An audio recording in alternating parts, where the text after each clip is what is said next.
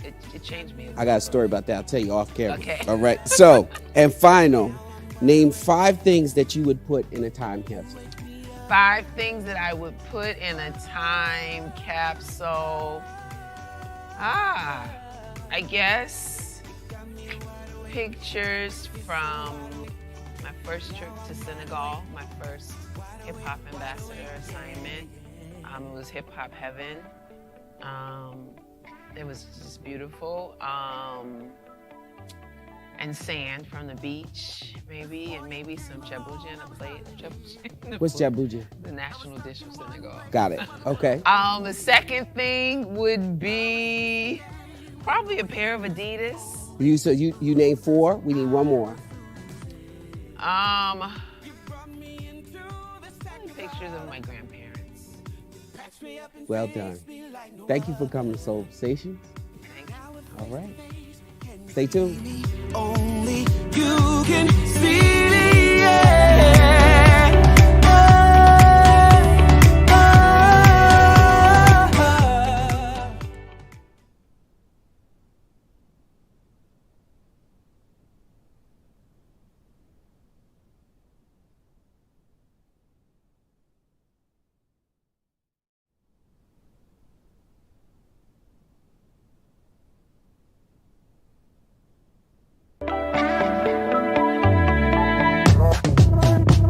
Before you came along, I was hardly living. I was stuck in one place while the world was moving. Love was just a game with no winners, only losers. I was losing. You brought me into the sacrifice. Hi, I'm Angela Stribling. I'm the guest host of Soulversations. And I'm the guest host because the man who is the host can't interview himself. I'm talking about the one and only Russell Taylor. Hi, Russell. Hi, Angela. How you doing? You know what? I am so excited. First of all, it's great to see you. You're looking good. Thank you. How you feeling? I feel satisfied. I feel content. I'm very, very happy. Things are good. Things are good. You know what? You should feel so good about yourself. Soulversations. I'm Yes. so proud of you for doing this. And can you tell me what it is? Yes. So, in a word, what is Soulversations? Soulversations is my idea, is a conversation with artists that are my friends and peers to talk about music and art through the Black lens. I find a lot of times we are asked to turn down our Blackness. And however people feel about that, that's not my business. But I know that my friends and peers, we talk about this, that when we are asked to turn down our Blackness, we're turning down part of our art. And I wanted to provide a vehicle for us to move through and talk and sing and perform and explore and display and all those things. So, in other words, turn up your Blackness. Bingo. Exactly. I love that. I mean, and one of the things I've always admired about you, aside from your beautiful gift, you're not afraid to show exactly who you are. I love what you do with your music. I love how you're constantly so transparent. What you're feeling comes out in your music, comes out on your social media. What you see really is what you get. Absolutely. Right? Yeah. So how would you answer the question, what is your musical DNA? Oh, I am 80s emo, like Foreigner. I want to know what love is. So it's just to the point of corny, emotional pop music, big top lines and the hooks and stuff. Then I am all the way old school soul, the tradition of soul founded in gospel. I bring that with me everywhere I go.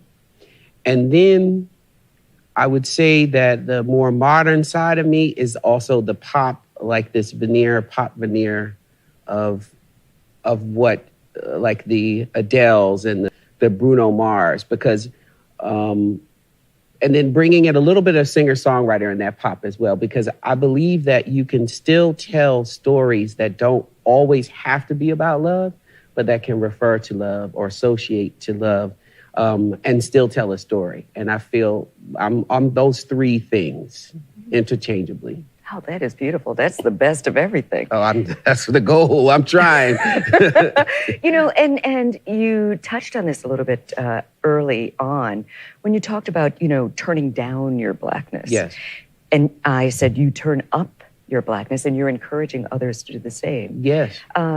Talk about how the activism is in your music.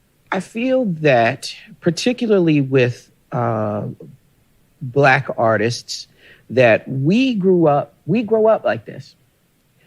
Let me change that. In our household, we are probably not aware of being that Black and Black is other until we get into school or preschool or something. But in our homes and in our families, we're Black. Now, we may experience some of the things that happen to the family members, like our stories and things like that, but our own experience of being other. So that otherness is carried with Black people throughout their lives. When it comes to being an artist, it is difficult to separate ourselves from something that is part of us. When we get to the art, though, sometimes it can be very heavy. Sometimes it could be light. As one of my friends, Cy Smith, in her song, sometimes a rose grows in concrete, that she addresses in issues about racism and being Black in that song. And it's so masterfully written that it is like it's a poem. But I have a song called Wake Up that is directly in your face about waking up because we are tired of being shot and killed. So activism in music is important when it comes to Blackness. But I like the idea of being able to choose to do it. Like we have the option to do it, and it isn't expected of us, but when we do address it, that it is accepted. I know that's a really complicated, convoluted way of looking at it, but I want the option, I don't want the expectation, and I want to determine how I will speak on it. I also think something about activism, too, is that on the other side of this, I believe that all artists are activists. I activate for love. I activate for partying. I activate for good sex. I activate for everything that makes me happy because I'm basically bringing the listener into my world so they can, get amped up to go after whatever and to inspire the feelings to go after what I'm singing about.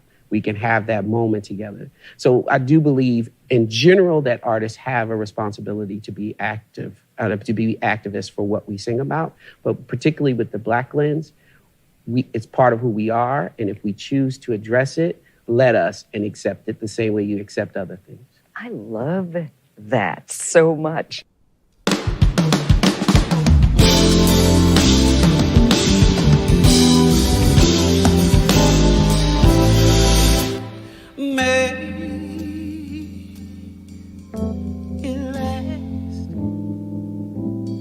Why can't we make it last? Make it last. Why can't we make it last?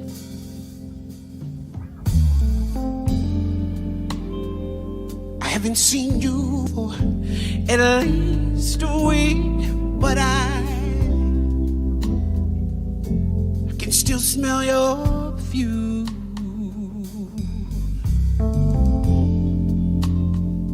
You say that I'm the cheating kind, but I still think of you.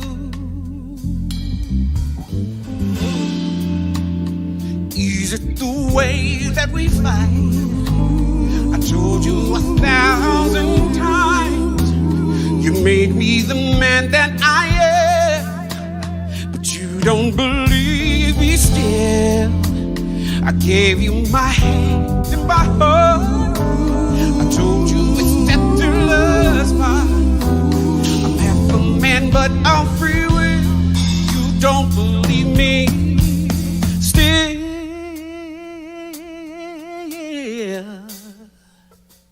regrets. It's too late. Oh, and now I'm just too proud, way too proud. It's too late.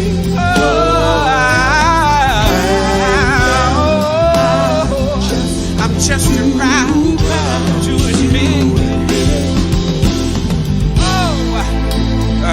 We know it's over, but we try so hard to make it last.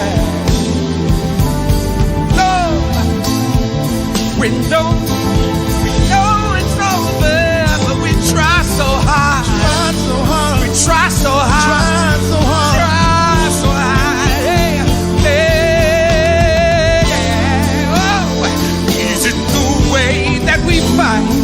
Hey, I told you 1,000 times. Hey, you made me the man that I am, but you don't believe me still. I gave you my hand and my heart. I told you it's death to love. I'm half a man, but of free will. You don't believe me.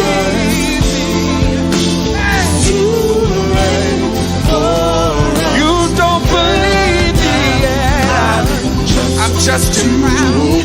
You're just too proud to admit.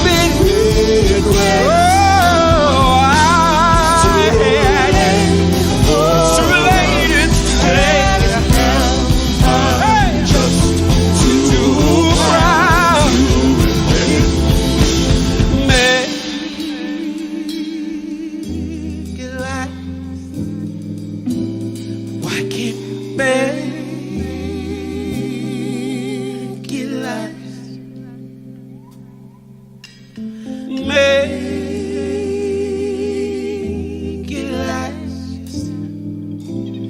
Why can't we make it last?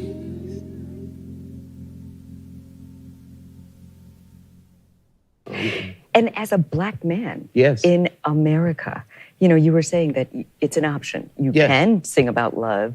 You can sing about what's going on in the world, especially in America today. Yes. How do you find that balance of, you know, putting the music out there, it's authentic, but then it not coming across too sappy or too preachy? How do you do that in a way that, you know, you're hoping that the people who consume your music are going to really get it? Well, see, Angela, that's the challenge too, because now we're talking about, this is my opinion when it comes to society and how we engage with black men, that there is an expectation of black men to be hard and aggressive and strong, but there is no space or room for us to be vulnerable. But we are fathers, and we are husbands, partners. We exist in a space where we have to give love, but you don't want us to be vulnerable, so we can.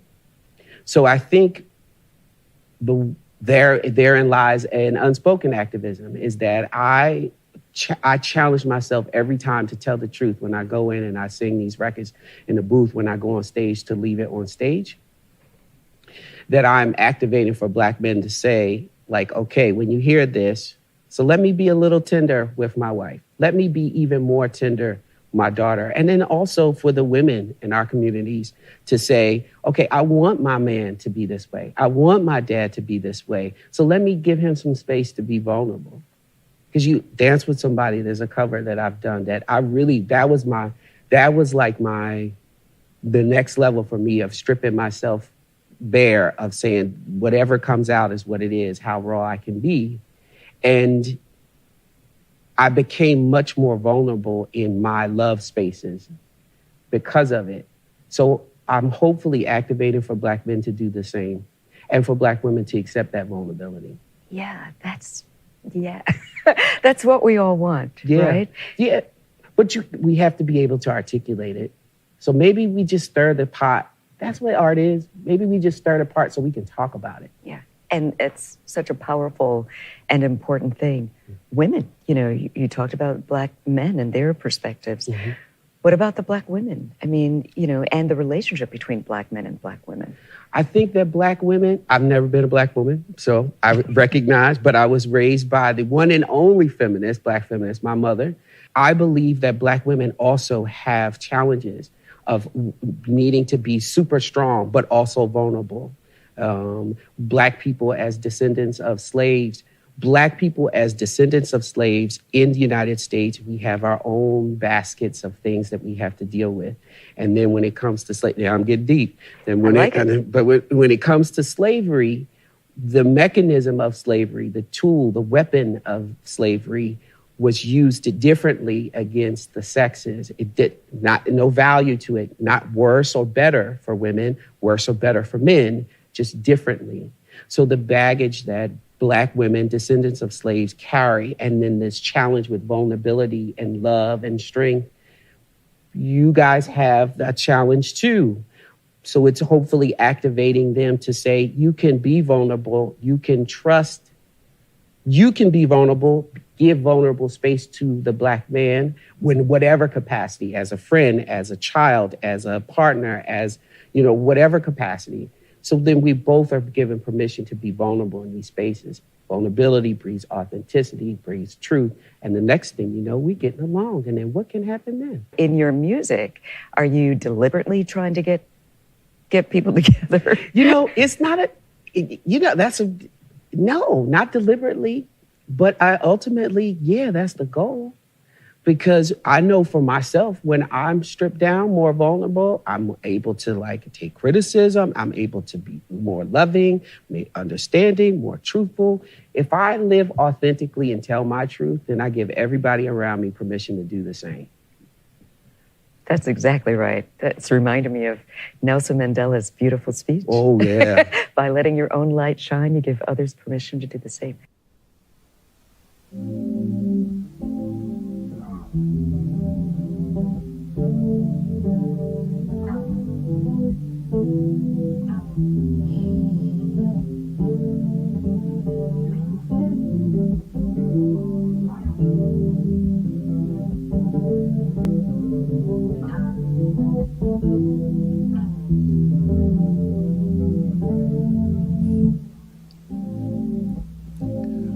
Clock strikes upon the hour.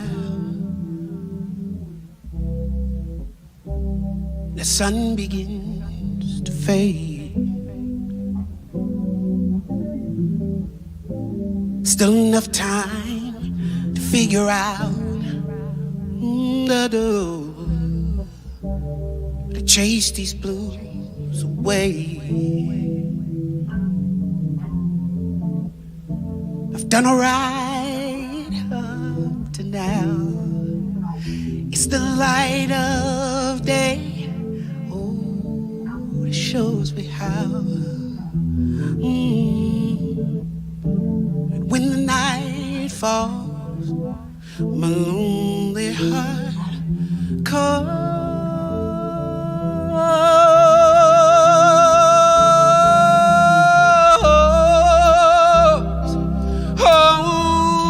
Dance with somebody.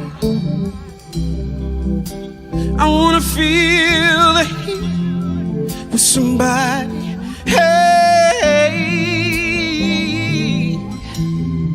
oh, I wanna dance with somebody. With somebody who loves me.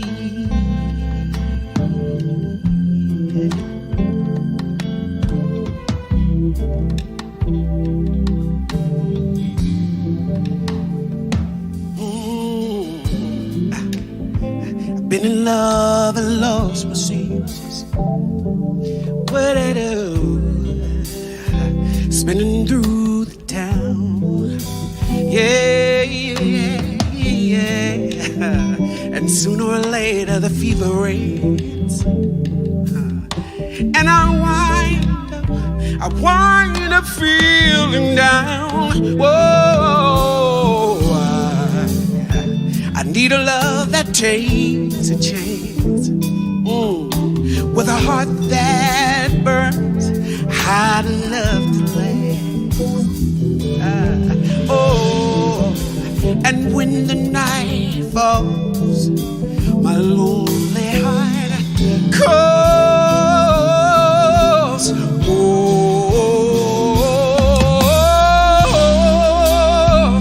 I wanna dance with somebody. I wanna feel the heat with somebody. Hey, oh, I wanna dance with somebody. With somebody who loves me.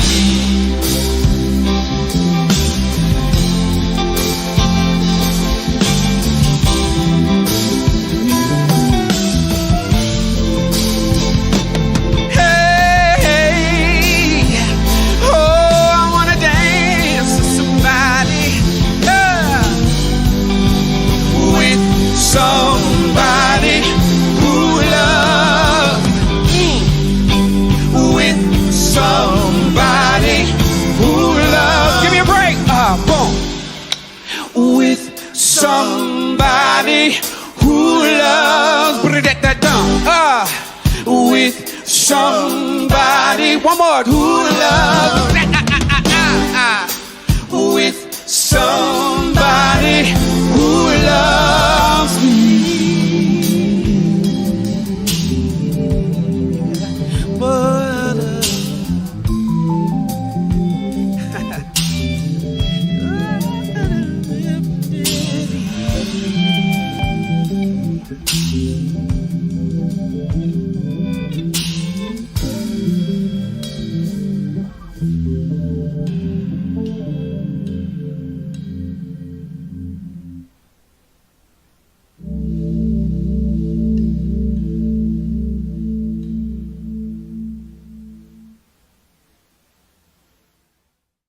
With the elections that's going on right now, and I know you're a pure artist. I mean, you can't feel it and not sing about it or write about it.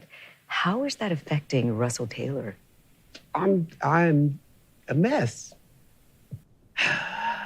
In this regard, it's hard to feel powerless. So I put together some shows and I start singing and I get my friends to go out and we affect change where we can. That's what we do. I wrote a song called Wake Up. I partnered with the Poor People's Campaign. And then they actually underwrote the video for Wake Up. And then we shot it in Boston during COVID. And then we start working and doing phone banks for Joe Biden and Harris, like Russell Taylor, the artist. I'm calling radio stations in North Carolina to get people to get out and vote and reminding them of the platform. I'm joining Protect Our Polls with the NAACP with using Wake Up. So I'm a mess, but I'm activating and I'm trying to inspire and trying to push. You've never stopped. I mean, during this whole pandemic, you were making videos. You're like, you know what? We're going to, however we can do it, we're going to do something on your phone. We got to work. Russell, you have performed with a lot of artists. You've presented a lot of other artists.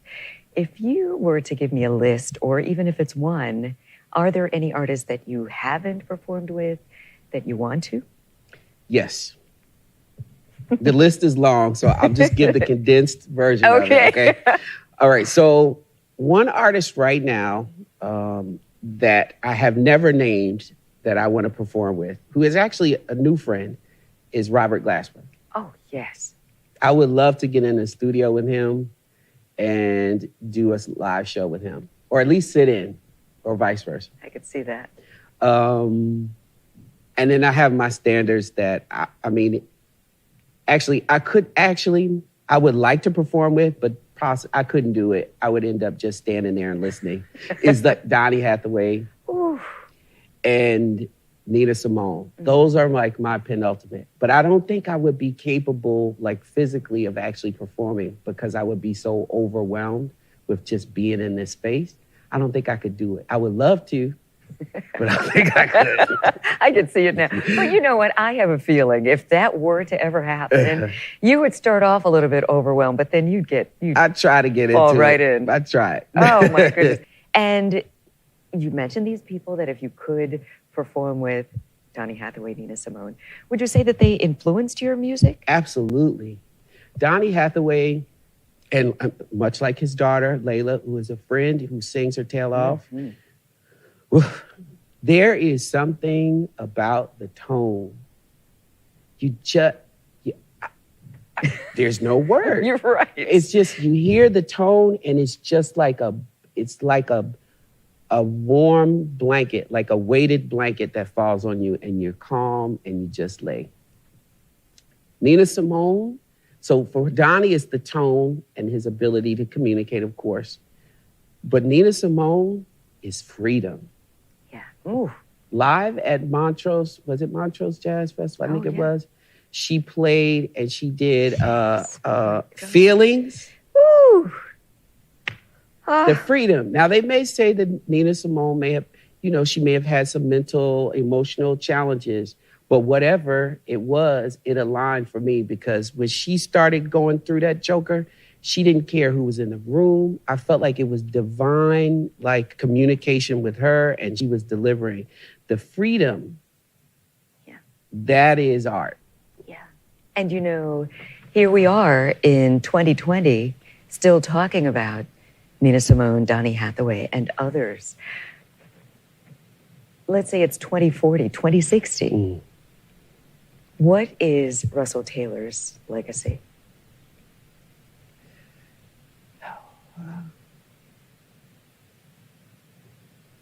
That I was here. That I changed some hearts and souls.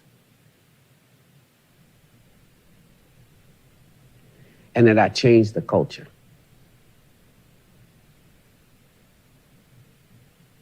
You're going to make me cry. I feel like I'm about to I'm about to cry. I feel like I'm about to woo down myself. I feel it though. But that I was here though. Like that's number one, that I was here. Like people will know that I was here.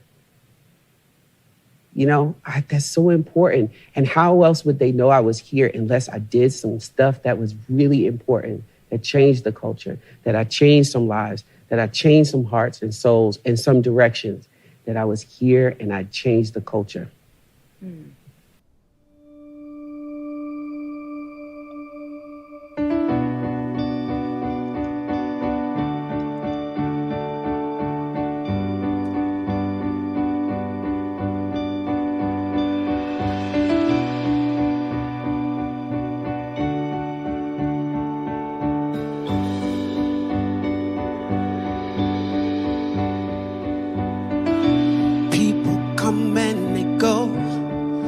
Kills me real slow, life at its worst, so much that it hurts. Open up, let you in, don't wanna fall again. Original sin, same story, new end. Enemy in my eyes, took me at hello. We still in disguise, we lost all control. I'm battered and worn, our love has me torn. You fought for my heart, but you fought for my heart. In this war I can see, I doubted you believed were all that I needed in this war of hearts. In this war I can see, I doubted you believed were all that I needed in this war of hearts.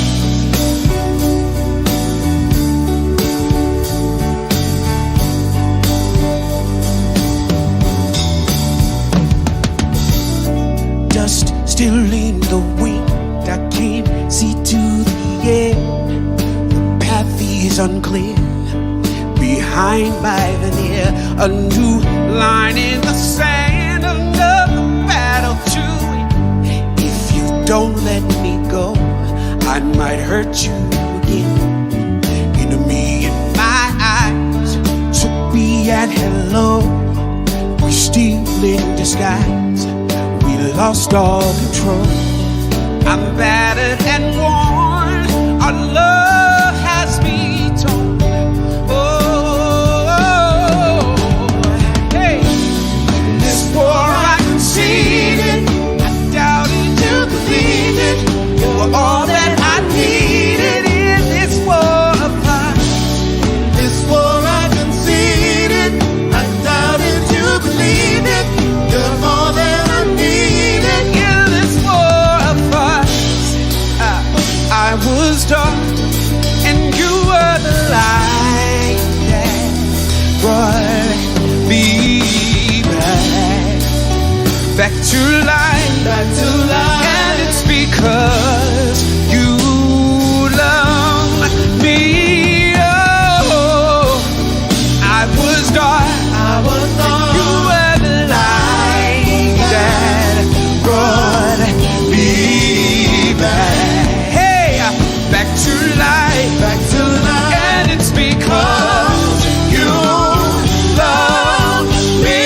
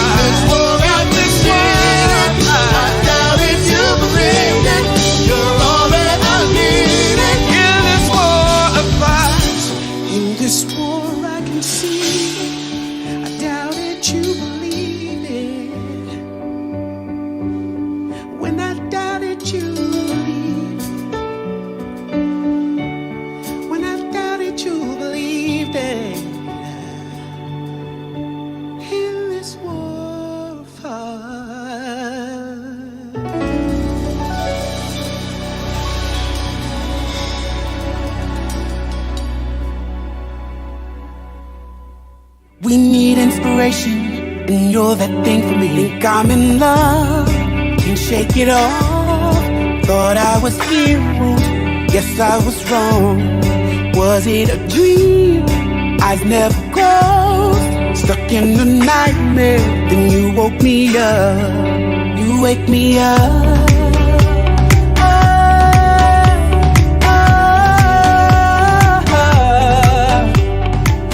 These questions. Okay. I want your answers to be short, succinct, Okay. but honest, Okay. of course. Okay. And we're just going to go. Okay. Tell me when you're ready. Zen, ready. Zen ready. All right. What's your favorite thing about DC? Chocolate City.